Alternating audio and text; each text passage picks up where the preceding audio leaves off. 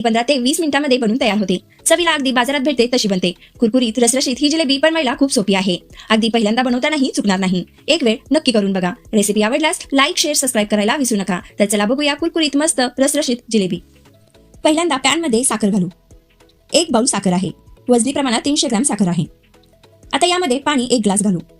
आता यामध्ये अर्धा लिंबूचा रस घालून घेऊया, जेणेकरून स्वच्छ क्लीन पाक तयार होईल. साखर पाण्यामध्ये एकजीव होईपर्यंत हलवत राहायचे आहे.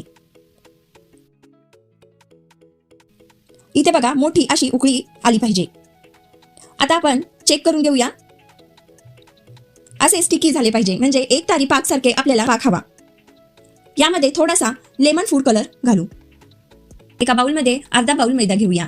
आता इथे लक्ष द्या, ज्या बाउलनी 1 बाउल साखर घेतली होती त्याच बाउलने अर्धा बाउल मैदा घेतला आहे. म्हणजेच 1 वाटी साखरेला अर्धी वाटी मैदा घेतला आहे.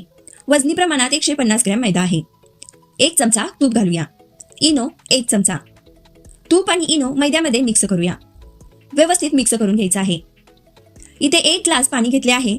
हे पाणी थोडं थोडं घालत बॅटर बनवून घ्यायचे आहे.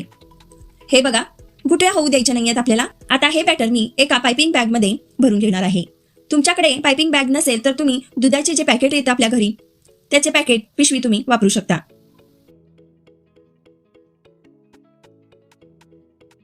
एका ग्लासच्या साह्याने बॅटर भरून घेतले आहे. आता एका पसरट पॅन मध्ये 1.5 इंच इतपत तेल घालून गरम करायचे आहे. लक्ष द्या, तेल चांगले तापले गेले पाहिजे. पायपिंग बॅगचं जे टोक आहे ते टोक आपण कट करून घेणार आहे. इथे तुम्ही तेलाऐवजी तुपाचाही वापर करू शकता. तुम्हाला जिलेबी जास्त कुरकुरीत हवी असेल तर थोडी जिलेबी ब्राऊन कलरवर तळून घेऊ शकता. मी इथे थोडी कडक झाली की लगेचच काढून घेणार आहे. जिलेबी पलटून घेऊया. आता जिलेबी आपली तयार झालेली आहे. जिलेबी आपण तेलामधून काढल्या पाकामध्ये बुडवायची आहे. पाक मी उबड भांड्यामध्ये काढून घेतला आहे, जेणेकरून जिलेबी पाकात व्यवस्थित बुडली जाईल.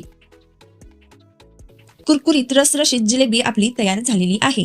मी तर इथे बसून मस्त खाणार आहे. तुम्हाला जर माझी ही रेसिपी आवडली तर लाईक करा, शेअर करा, सबस्क्राईब करा आणि बेल आयकॉनला क्लिक करायला विसरू नका. आणि सगळ्यात महत्त्वाचं म्हणजे माझ्या अशीच रेसिपी बघत राहा, बनवत राहा आणि खात राहा. Bye bye.